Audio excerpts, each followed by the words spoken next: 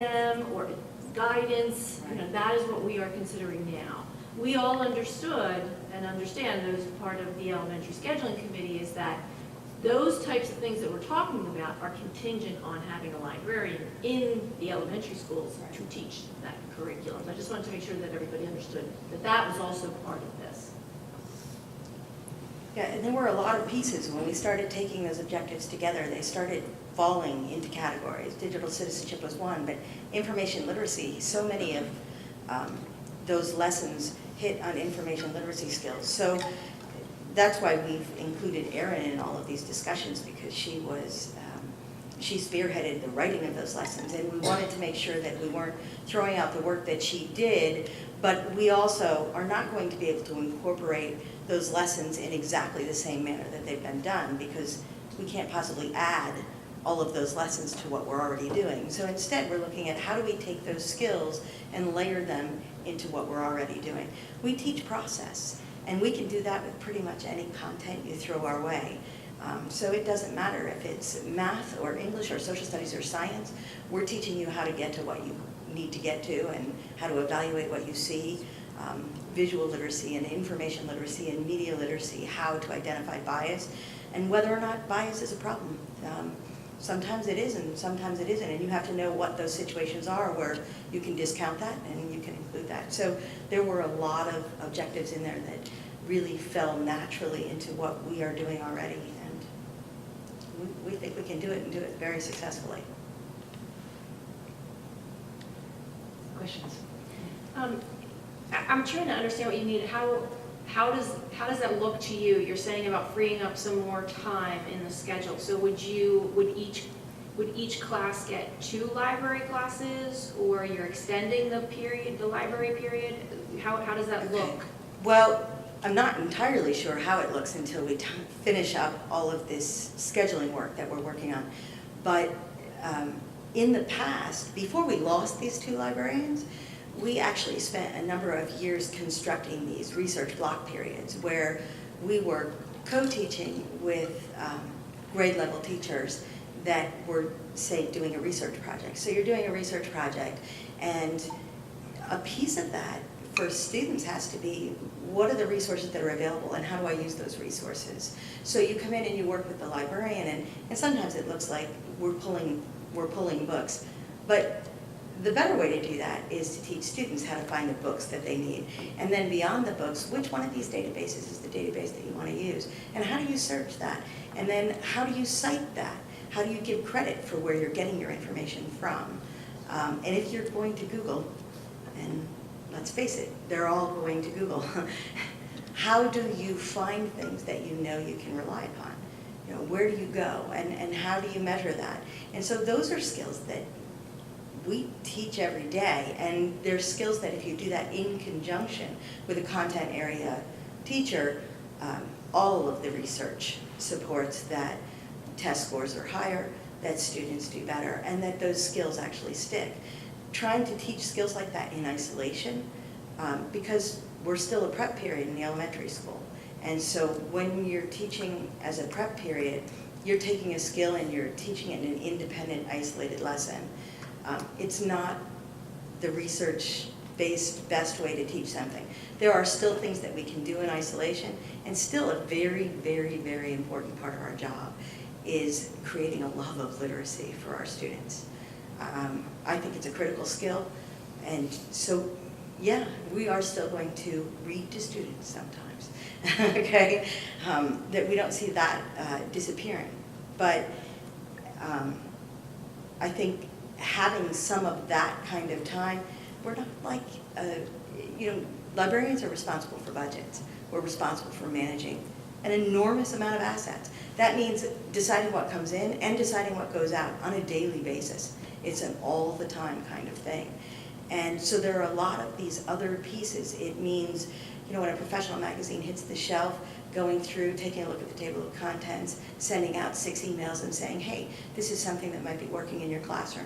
It's knowing the content curriculum for your entire building for every grade level, so that as you identify and see and find resources, you can reach out and provide those resources to the people and the students that need them when they need them.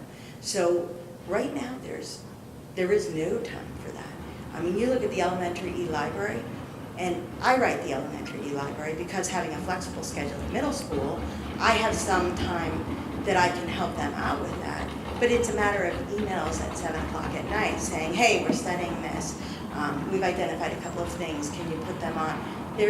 We're all working well beyond the scope of a school day in order to attempt to do what we're really good at doing. So. Well, you don't have to tell me about the recurring analysis because we vote on the weeding log every month, so we completely understand that. But I guess I completely agree with you that inclusive, you coming in and collaborating makes so much more sense, and they're going to learn so much more. But I guess what I'm not understanding is if you're then pushing in and you're collaborating, that's not freeing up more time for the teachers. It's cutting down on the class sizes because now you have 2 teachers helping to work with those students, which is great. I'm just wondering what that looks like then, because that's not adding, it's not like it's adding another special where the kids are out of the room. And I'm not suggesting we should do that, because I think what you're saying is important. I guess what I'm saying is there's a lot of moving parts with this, and I think it would be helpful to start with the proposal for the elementary scheduling and see how we fit this in the best. I feel like we're putting the cart before the horse, you know what I mean? Like, instead of voting on this now, I would want to see the proposal and see the best way that we can do this and the most effective way. I just feel like right now we're kind of doing this piece before we do that piece, and I think we need to start with that piece first. But I mean, I think collaborating and finding ways for you to be teaching these things in the classroom is going to be so much more impactful than these separate mini lessons. I just want to see how this all looks in the end before we decide. You know what I mean?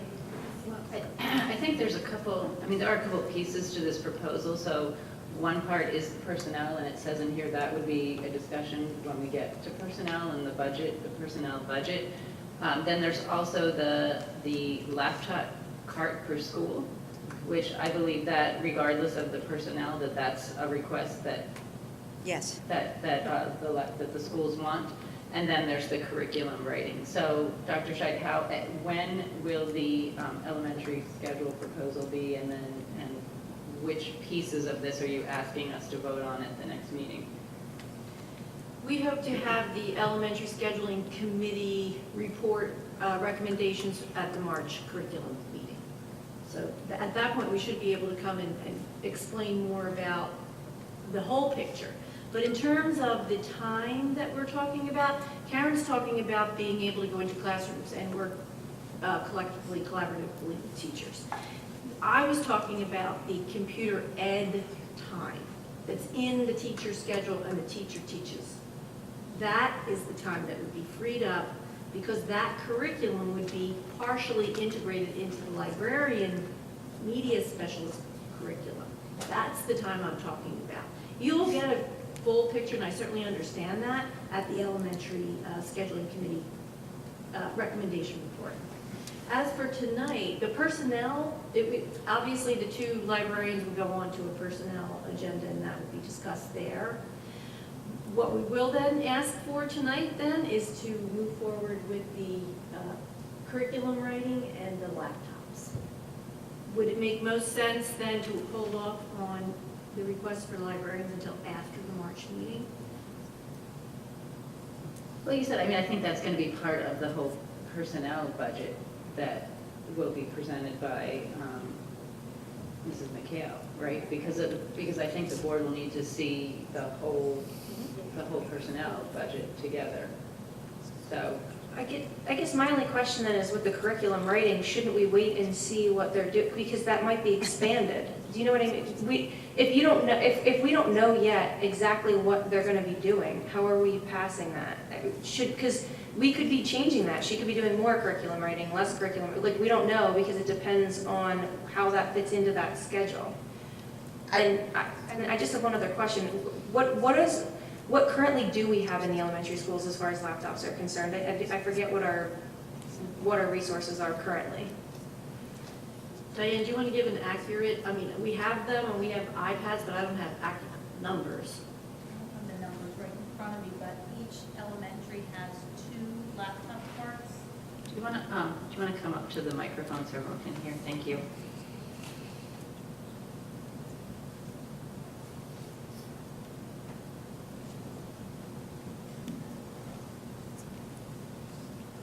Karen might be able to help me with this as good as anything.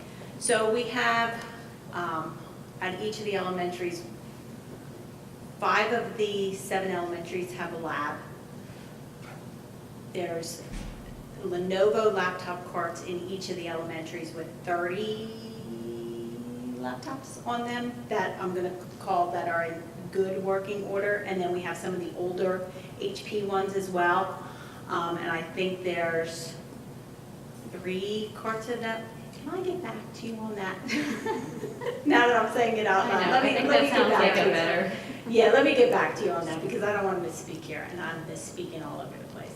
So I'll have that for you tomorrow. I think it'll make more sense too when it's in print than us trying to jot There it we go. down. Yeah, I can get that for you tomorrow. okay. I know what I've been told from my elementary colleagues is that there's a laptop per grade level. And so 3rd grade, you may have 2 sections, you may have 3 sections, they're sharing a cart. And so those grade level partners make decisions about that cart.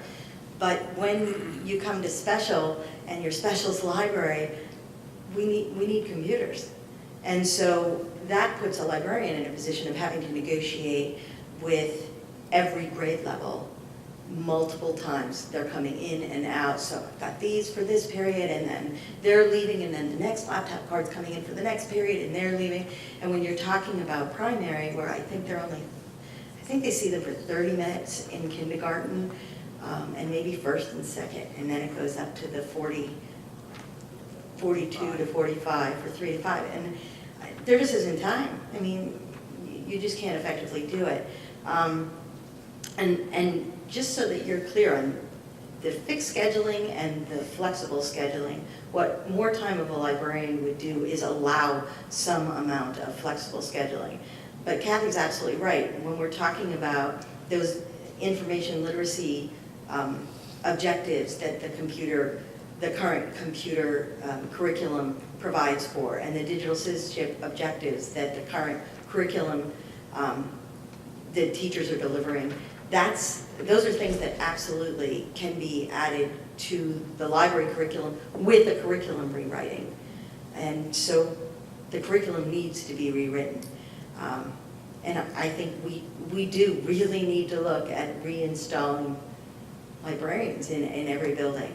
Every bit of research shows that they improve test scores, that they improve learning, and just from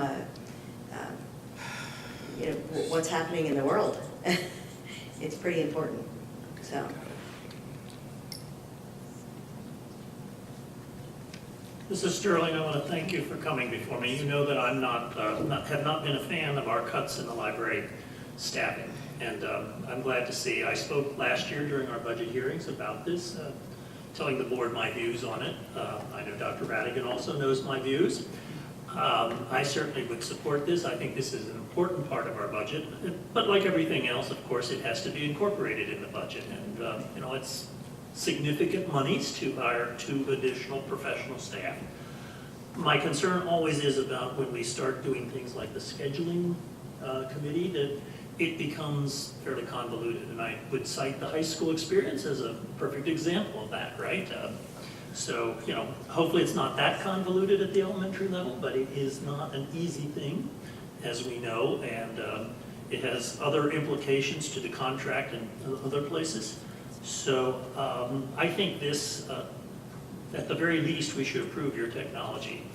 Less than $11,000 in the scheme of things. We've heard hundreds of thousands of dollars worth of expenditures on technology proposed tonight. This is a really small piece that I think could provide a very large incremental benefit for our elementary students. And to your point of the 5 librarians in 7 buildings, I was in both West Rock Hill and Guth this fall, and in neither case, on the day that I happened to be there, was the library open. it's something that almost breaks your heart. Actually, Go ahead, Mrs. Helen. so let me understand, you were saying, I kept hearing you say that maybe we could put some of the computer ed into the library, but it's like the media sciences. And a lot of the times I think about this, do we actually need to have a separate computer ed class still in elementary school? One that's wholly separate from what you would be doing? Because I feel like there's a lot of, we have so much technology in the classroom, could we, when you're looking at your elementary ed scheduling thing, if you could consider maybe eliminating that from the teacher's schedule as a, a defined thing, because the teachers in every subject that they teach, they're integrating technology anyway. So I feel like it's maybe redundant at this point. And yes, thank you, Mrs. Collins, that's exactly what we're talking about. Okay. We're taking away that from teachers, Okay. right? You're integrating it where it should be. First of all, teachers are using it all the time, we have tech integrators out there supporting them, and then our librarians would take on that. So that does leave that time off of the teachers, but where we're looking through the elementary scheduling committee to add. Okay? Thanks. I just wanted to say, I agree with what Peter said about, I think it makes sense to approve the technology right now, and then I would just say the curriculum and the extra staffing, I agree with what you're saying. I want to see how all of this fits into the scheduling in case there are modifications to that before, before we decide on that. So I would just want to see that first and then do that part of it. I think what Mrs. Sterling was saying was that the curriculum needs to be rewritten regardless of what happens with the staffing. So I think that we should have those, to have the laptop cards and the curriculum writing approved, because that's what's coming from the program improvement proposal. So at our February meeting, we'll have all of the program improvement proposals that were presented tonight together as a motion. And then, when we see the whole budget, then we talk about the final piece of the librarians. I hear what she's saying. I agree that you're saying the curriculum needs to be rewritten, Yes. but wouldn't you rewrite it differently depending on how much time you have and how much, Actually, I wouldn't, and the reason is that if you can put some extra time into our schedules, and that's time that we would be pushing in, that extra time is not for teaching these skills that we're talking about taking away from the classroom teacher. We're looking at rewriting a curriculum to incorporate them. We're a prep period. We're going to incorporate them in what we do K-5 weekly as a prep period for classroom teachers. And then with that extra time, that gives us the time to do the professional development, the curation, the pushing in, the research projects, where there isn't necessarily a written curriculum for that. Instead, there's, like in my building, I write tutorials, online tutorials for teachers, so that if they want to use a resource, they can go online, they can figure out how to use it, and I'll write a presentation, an interactive presentation they can do with their students, things like that. Right now, there's no time in the schedule to do any of those kinds of things. but if some of what you're currently doing in the prep period, you move into a collaborative setting, then you wouldn't be rewriting that in the same prep period. Do you know what I mean? You're saying that wouldn't affect that at all? I hear what you're saying, but no, it really wouldn't, because what we're doing in the prep period it's still going to need to be done. It's rewriting a curriculum so that we can layer the computer skills on top of what we're already doing in order to alleviate that space in the teacher's day. But that requires a rewriting of the curriculum, with or without additional staff. It requires a rewriting of the curriculum. The curriculum needs to be rewritten. Okay, so I'm going to recommend that we move the two pieces, the laptop cards and the curriculum writing, to the February board meeting, and then we will continue our discussion of the librarians at a personnel meeting when we see the whole personnel budget. Okay, everyone's okay with that? All right, and I just want to add, I agree with what Dr. Yarnell was saying about the value of the librarians and Mrs. Sterling, so hopefully the budget, can incorporate that. I would support adding the two librarians. So, all right, thank you, Mrs. Sterling. Thank you very much. All right, Final agenda item, high school scheduling recommendations, Dr. Price and Ms. DeBona.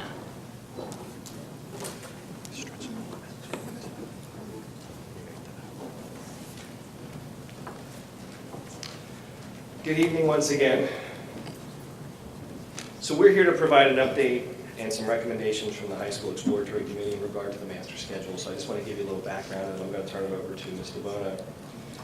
This process began back in September 2015. We were charged at all levels with examining the current building schedules and determining if we were making the best use of time. At the high school level, we were very careful not to call this a block scheduling committee. Rather, we looked at the schedule from all angles and were studying how we currently use time and if there were any other schedules out there that better meet the needs of high school students. Therefore, we decided on the name Exploratory Committee or the Exploration of Time Committee. Ms. DeBona has created a fantastic presentation for you tonight to take you through the history of the work that this team did over the course of the last 2 years. Many thanks to the staff members that served on this committee at any point during the time period. I know that many of you are present here this evening, so thank you. I want to say a little bit about the task of exploring time. This is a very daunting task at the high school level because there are so many factors in a master schedule, and as soon as one variable is changed, there's a domino effect of positives and negatives throughout the system. I was responsible for building a master schedule in a previous role as an assistant principal, and then overseeing that process as a building principal, so I understand firsthand those implications. A task that had to be accomplished in this process was for everyone to first become educated with the numerous types of schedules that are possible in order to have meaningful dialogue about what may be best for Pennridge High School. This is extremely time-consuming, and for us, involved research, meeting with a scheduling consultant who had worked with schools all around the world, visiting other schools to see their schedule in action, bouncing questions off principals and teachers in those other districts, and coming to our own conclusions about what schedule may be out there that is better than we currently have. Sounds like a simple question, but with any schedule, there are trade-offs. For example, if we move to a schedule with longer periods, students could take fewer classes at one time and focus more on those classes. A trade-off is that some students already struggle to remain focused in a 50-minute class period, so extended that time may be difficult for some of those students. I had an interest in studying schedule for many years now, and originally intended to pursue this topic as the topic for my dissertation and study block schedules versus traditional schedules and that effect on PSSA scores. Problem was we couldn't isolate that variable of schedule. And isolating the variable of schedule alone would be real important to that research, so obviously my dissertation was changed after lots of work. This lesson was reinforced with the work that the exploratory team at Pennridge did as well. After numerous meetings and conversations with other schools and within our committee, we concluded that the academic success of a school is not just determined by the type of bell schedule that they run. First and foremost, it comes down to good teaching and learning practices, and therefore having good teachers. In addition, we learned that some of the things you do within a schedule contributes to the success of your students. With that, I'm going to turn it over to Ms. DeBona, who will describe some of the highlights that the committee did regarding the schedule, as well as speak about some recommendations that are not necessarily schedule related. Ms. DeBona. Thank you, Dr. Price. Okay, so as Dr. Price said, at this point, after much research, after our team visited schools, talked to different teachers, talked to different principals, colleagues, we came to the conclusion that we would retain our current schedule. Dr. Scheid is actually passing out a book that has artifacts, so there's a lot of, in this presentation there are a lot of links, and those links, so for quick reference for you, those artifacts are in front of you. So as I go through the presentation, I'll let you know what artifact we are on. And again, some of those things in front of you right now are some of the PowerPoints that I shared with the staff back in the beginning of this process. So our recommendation at this point is to retain our current schedule.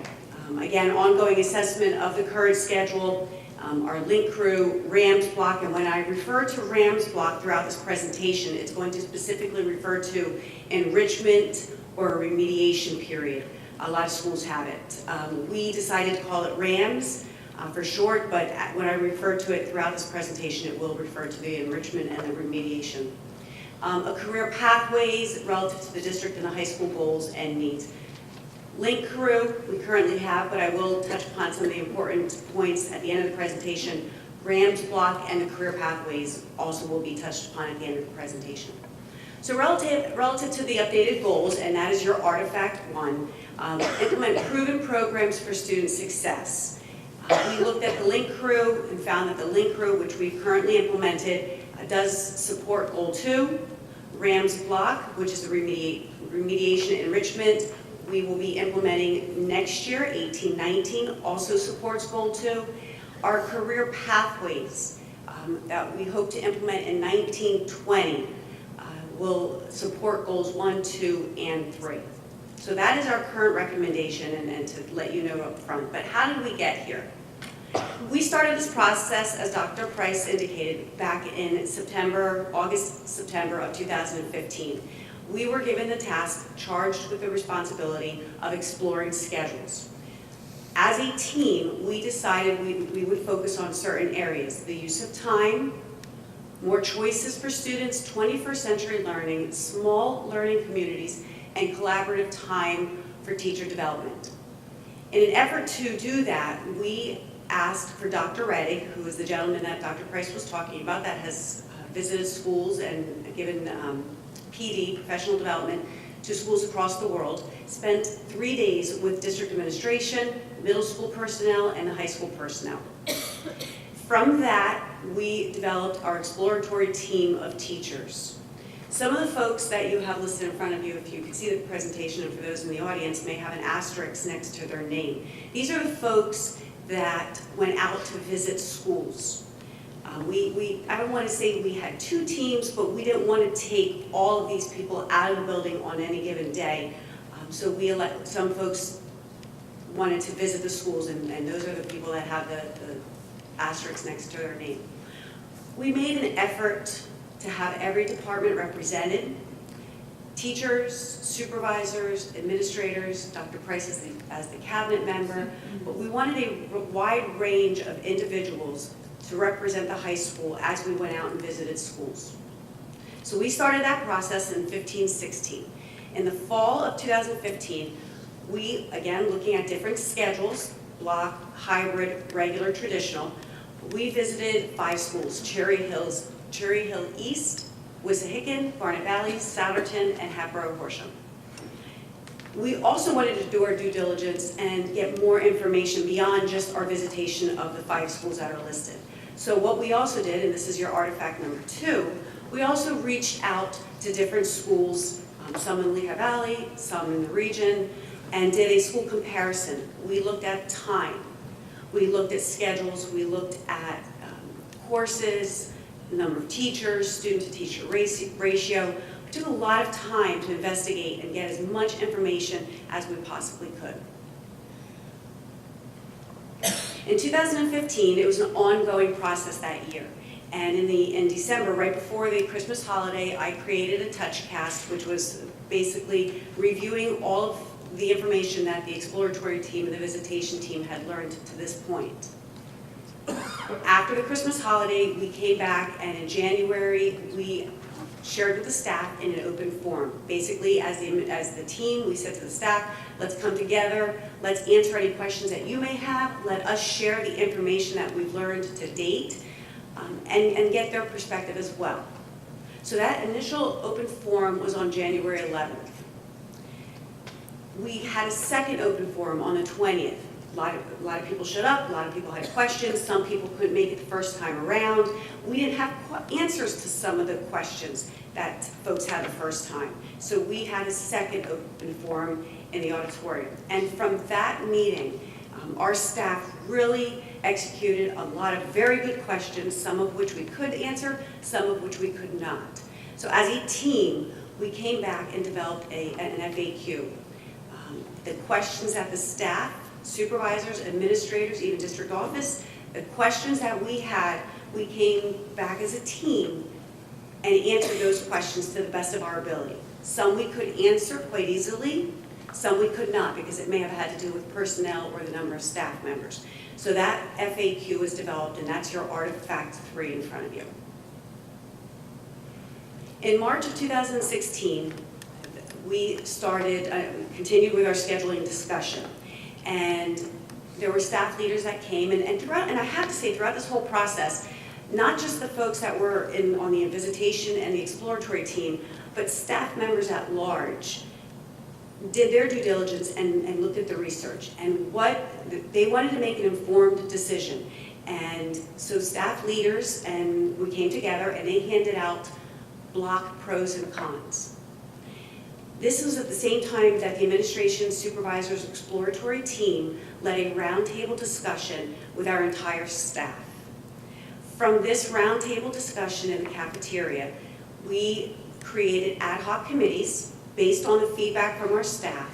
We created ad hoc committees, some guiding questions for those committees, and topics to be discussed. In the spring of 2015-16, our ad hoc committees came together. We reached out to our parents at the high school level, the stakeholders, the school board members, parents, and teachers. And the overall goal for the ad hoc was to create ideas, design solutions, and articulate plans to address areas of concern or need as it pertained to the schedule or schedules that we were considering. The specific role of each ad hoc committee of the specialized high school committees was to examine and analyze the current schedule ideas with particular tasks, course group, or experience in mind. There were 5 ad hoc committees that were formed: remediation, enrichment, activity, collaboration, elective subjects, core subjects, special education, and the professional development. On each of these committees, we had a school board member, we had at least one parent, if not several parents, and we had a collection of teachers, and then of course those that were participating on the exploratory team and or the visitation team also participated in the ad hoc committees. In May, the guiding questions for these committees: in what ways does the 8-period schedule meet and not meet our goals? And in what ways does the block schedule meet or not meet our goals? Now you might be wondering, where did the 8-period schedule come from? So along this process, as the team, exploratory team and visitation team, we were charged with taking a look at different schedules. As I said, our teachers at large also did their due diligence and looked at different schedules. And it was exploring all different schedules, not specifically one or the current schedule, but whatever schedule that we thought would perhaps support our students and support the learning at the high school. So that is where the 8-period schedule sort of came into play. In June of 2016, which is your artifact number 4, and that does include several pages because that was a PowerPoint presentation to the school board, that was giving the school board an update of our schedule, the process at that time. 2016-17, we asked Dr. Reddick to come back for consultation with the exploratory team.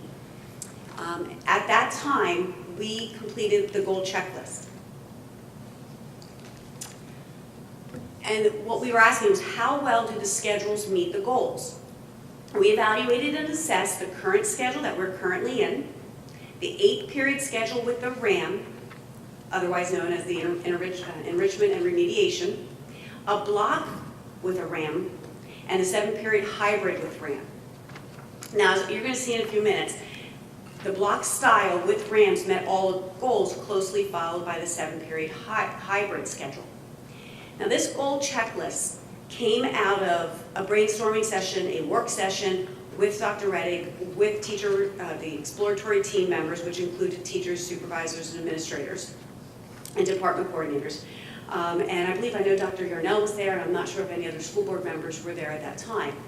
But these were the basic goals, the overarching goals, with some sub-goals, if I may, beneath them.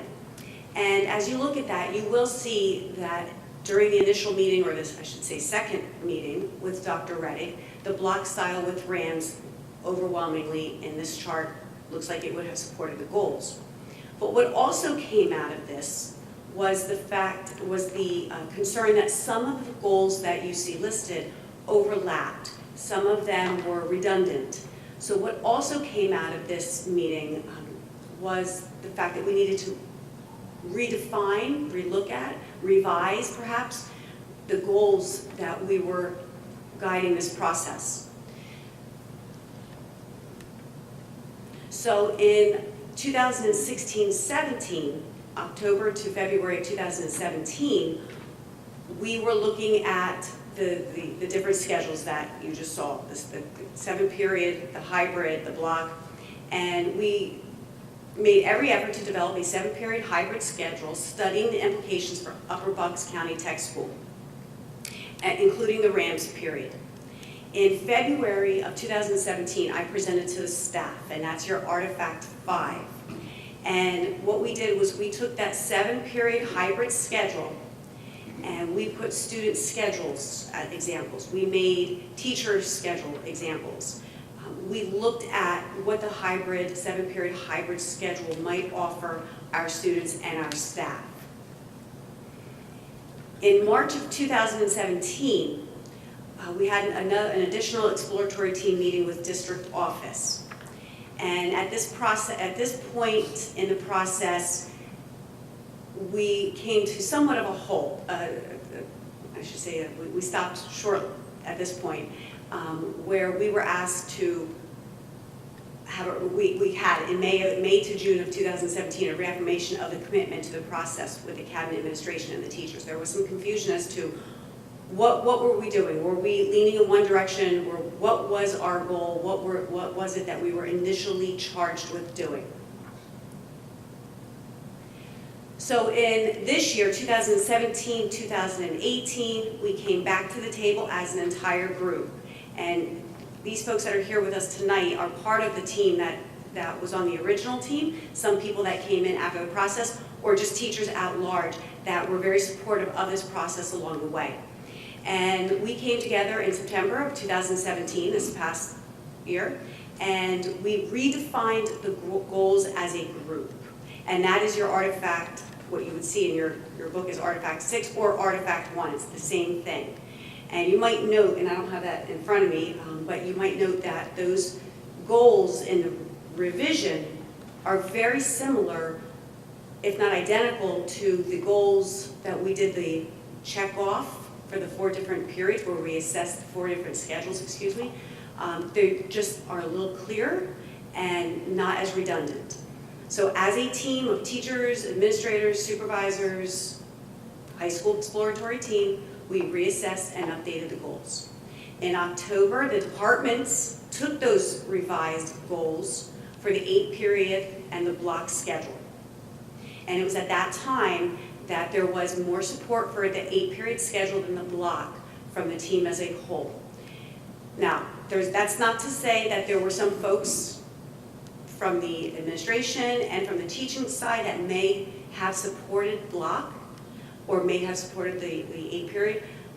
I think there was a little bit of each.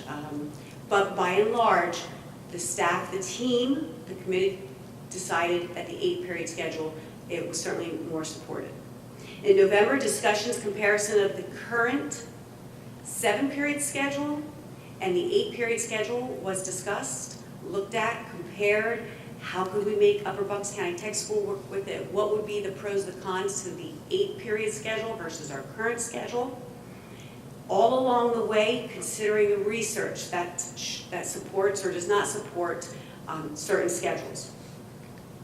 So in December, the support for the 7-period schedule with RAMS, otherwise known as the enrichment and the remediation, and the career pathways came to be. In December, we also, while we decided that we were going to support the current 7-period schedule, we also as a team felt that we really needed to address some of those other goals that we revised along the way. And that was the RAMS period, which again, remediation and enrichment, providing our students with extension activities, also providing our students with any type of remediation, and then the career pathways, which is basically helping our students, providing our students with a vision. When they come into the high school in 9th grade, they can see what they want to do and perhaps the direction that they would like to go and what do they need to do to get there. At this point, we had an ongoing commitment as a team, as a school, as a group of educators at the high school, ongoing commitment to the curriculum review for optimal student learning. So again, along the way throughout this entire process, we considered the schedules, we looked at, talked to colleagues throughout the region, and what we also were, part of that research was pulling the top 10 schools by region. And if you look at the top 10, we looked at their SPP scores, we looked at the district, the schedule that they run, whether it's a traditional schedule versus a block or some version of a block. We looked at whether or not they had career pathways and whether or not they had an enrichment/IE period. I think it's important to note that we have the SPP of New Hope Salisbury at 92, and we have 6 of the 10 schools that are listed run a regular schedule or some version of a, I'll call a traditional schedule versus a block or a version of a block schedule. We have a number of those schools that also have a career pathways implemented into their program, into their high school, and also some that have some version to some degree of an IE period, enrichment, intervention period, whether it's weekly, whether it was monthly, some are yet to come. Council Rock North and South will be implementing it in the fall. And as I mentioned, we also considered the research along the way. And quality researched 6 successful but diverse schools, structured differently. He found that the following are contributing factors that produce student achievement. Clear and high standards, I think, which we all agree as a teaching staff. We want what's best for our students. We want to raise the bar. We want high expectations. Multiple changes, I use that term because that's what he used in his research, but that applies to constantly looking at the data, making changes as per the data to support or best support the students. Strong leadership, collaborative teams, and committed teachers. He also found that schedules rarely or never showed improved student achievement. Schmoker, which many of us are familiar with, provides the most effective ways to create a good school. The staff must work as a productive family or a team. The team must set goals, and clear and measurable goals, and they must regularly collect and analyze the data to see if the goals are being reached. More importantly, or most importantly here, there's no single innovation that increased student achievement. But considering the research, the only factor that increased student achievement was the significance of the teacher. And I think this speaks to what Dr. Price had mentioned as he pursued his dissertation or topic for dissertation. There wasn't and is not a lot of research, if any, that support schedules as the single factor that increases student achievement. So the final outcome and years of implementation, after the school visitations, research and discussions, the committee concluded that there are several components to student success outside of the master schedule. We have the link crew, which is working wonderfully this year. Mr. Hagan is doing a great job implementing this program, supporting our students and our staff along the way. We've received nothing but positive comments about it, and I know Mr. Hagan shared with the board a couple months ago the progress to date with link crew. The intervention enrichment period, which we'll call RAMS, which is your artifact number 7 in front of you. We will look to implement that in the fall. What that will look like, exactly what it will look like at this point, we do not know. We will start meeting with the committees shortly. But we currently run at the high school, if you're familiar with it, we run an activity schedule a couple times a marking period. We may look to do that more frequently to have an IE period. But that's going to be up to the committee who's on the RAMs. And at this time we have, I believe, 12 to 15 people on that committee. And again, that committee is a wide range of individuals. Teachers from different subject areas, guidance counselor, and an administrator. Career pathways will be implemented in 1920. And then, of course, most importantly, along the way, it's time to build relationships with students. And so final outcomes at this point. Brief overview of the Link Crew, if you're not familiar with it, it's a year-long transition program with 4 components that contribute to its success. High school orientation for students coming into the high school from 8th to 9th grade, and then the support of those 9th graders throughout their 9th grade year. Academic follow-ups with those students, social follow-ups, and leader-initiated contacts. I think our most recent event for Link Crew was the Cocoa and Cram. I almost said coffee and cram. Cocoa and Cram. Additional expected outcomes measured throughout the year via surveys and annual data over the next 4 years. Promote safety, school safety, anti-bullying messages, provides student-to-student mentorship. It increases attendance, decreases referrals, and improves academic performance. The success this year has been overwhelming, and fortunately, through the support of the school board, we will be sending 4 more people to Connecticut in the spring for training on Link Crew, so that it will be implemented each year, and we have 8 people who are trained to do it. The RAMs, the committee, artifact number 8, logistics, when it will be offered, how it will be offered, the accountability of the students, those are all questions that will be answered by the end of the year so that we can implement it in the fall. The goal will be to improve academic success and enhance the high school experience for all students. And the intended outcome, develop academic supports for students during the day, create a mentorship through small groups, build student engagement, and encourage enrichment across all academic settings. And last but not least, something that I personally am very passionate about and something that I've discussed since I started here at the high school is the career pathways. And the goal of the career pathways is to help students and parents choose the courses that are more meaningful and relevant, to help students and parents explore multiple careers and pathways to those careers, to help students and parents make a plan for the future, to help students build knowledge, skills, abilities for future careers, to help students and parents take advantage of the high school enrichment opportunities to enhance career building, and to help students and parents make connections to higher education and the business community. A lot of schools in our area have career pathways or some form of career pathways. PDE, Pennsylvania Department of Education, has 16 avenues, if you may, and most schools narrow those 16 clusters down to approximately 4. We are in the process of building that, and I know Dr. Shai is extremely supportive of this, but the career pathways would be a great addition to the high school program, aligning with the curriculum to support our students and our parents throughout their high school career. As a supplement to Naviance, career pathways will enable students and parents to make choices on course selections that will benefit academic and career goals. Career pathways serves as a map, and I think that's probably the best way to articulate it, is it serves as a map to help students and parents make connections between what they accomplish in the classroom and what skills they need in their desired career. It's a lot of information, so I will take any questions.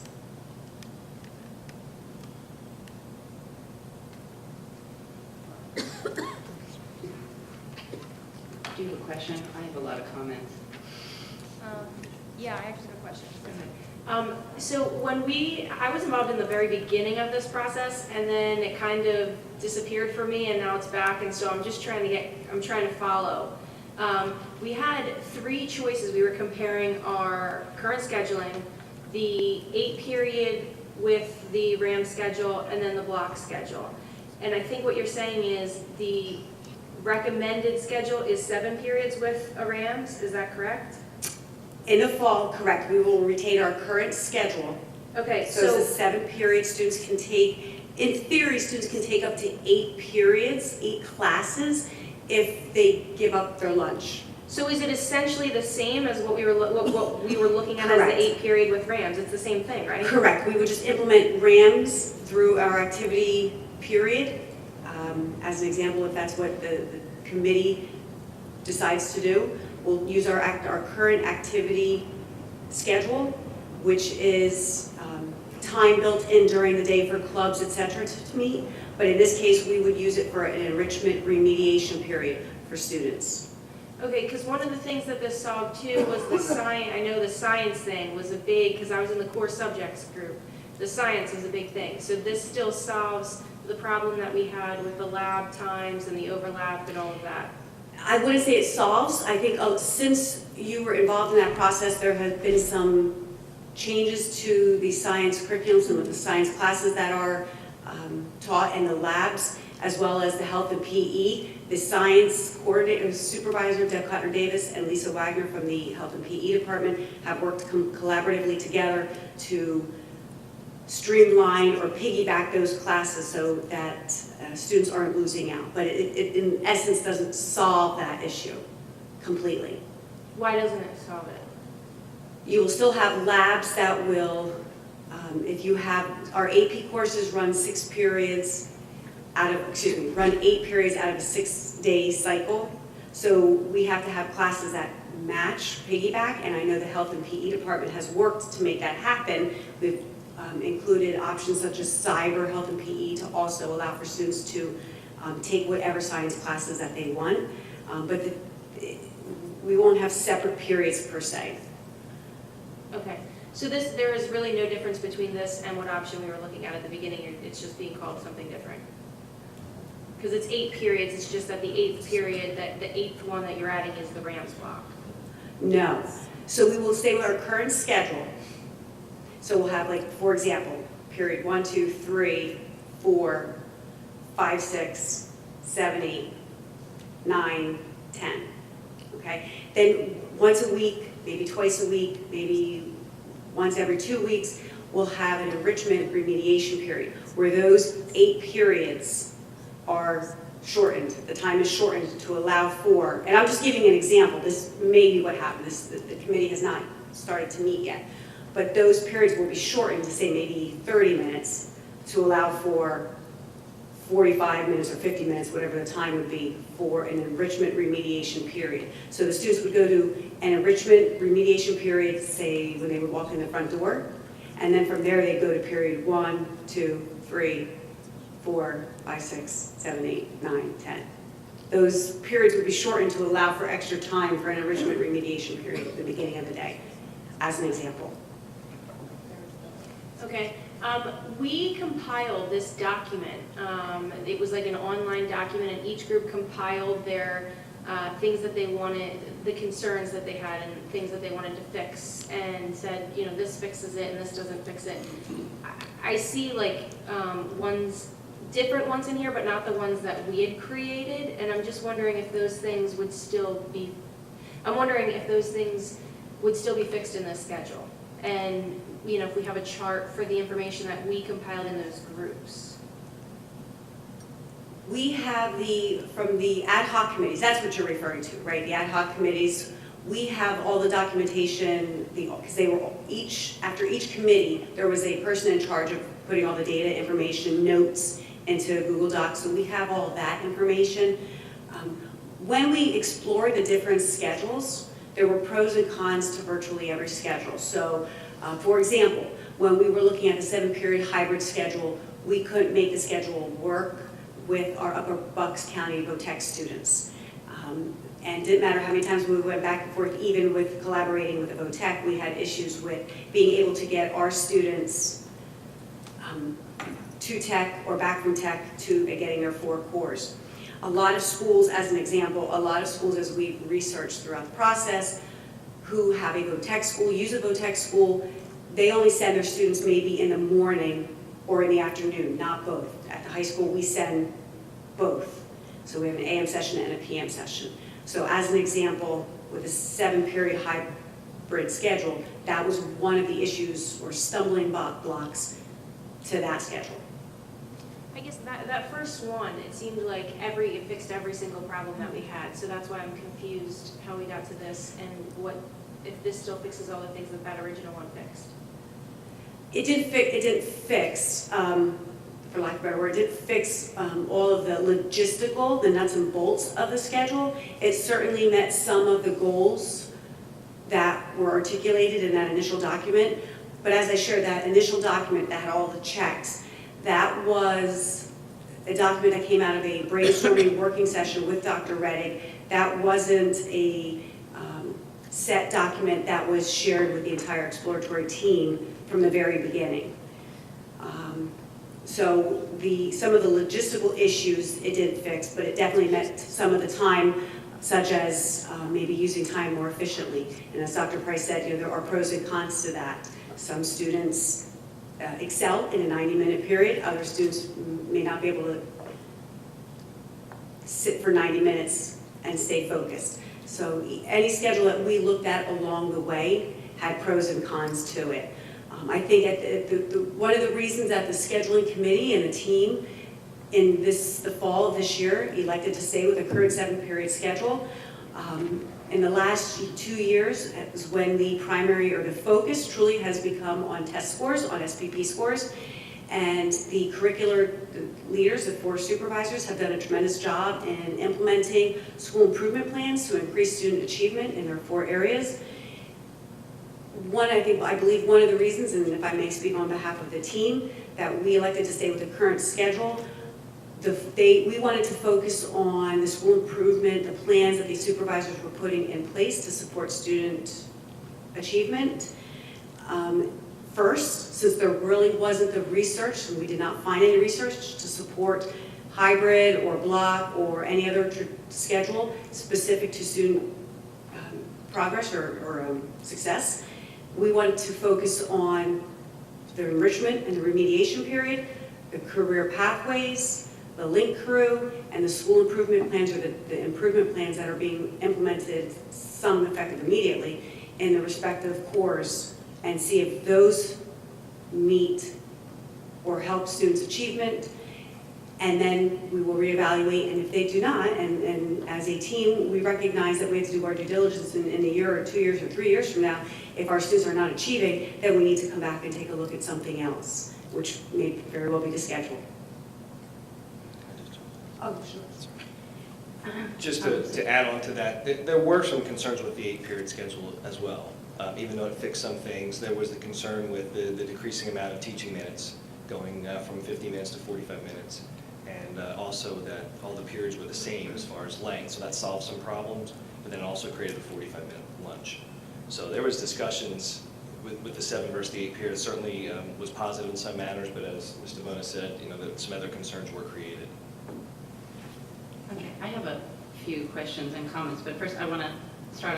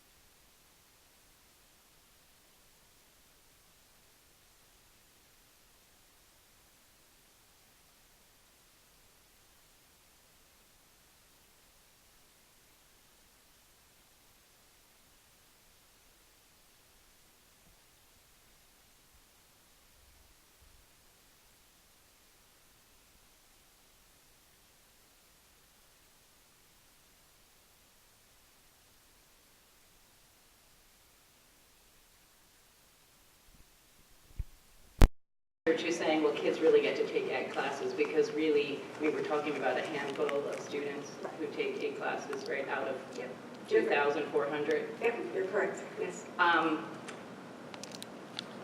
The other thing is with the 7-period day, isn't it true that the sciences we have trouble scheduling the science labs that they can't go in the middle because of the lunch, right? So they can only be the beginning and the end of the day? Some of them. Some of the classes with the number of labs that they have. That is correct. Right, and so then, I mean, it happens often that students can't take all the sciences that they want to take because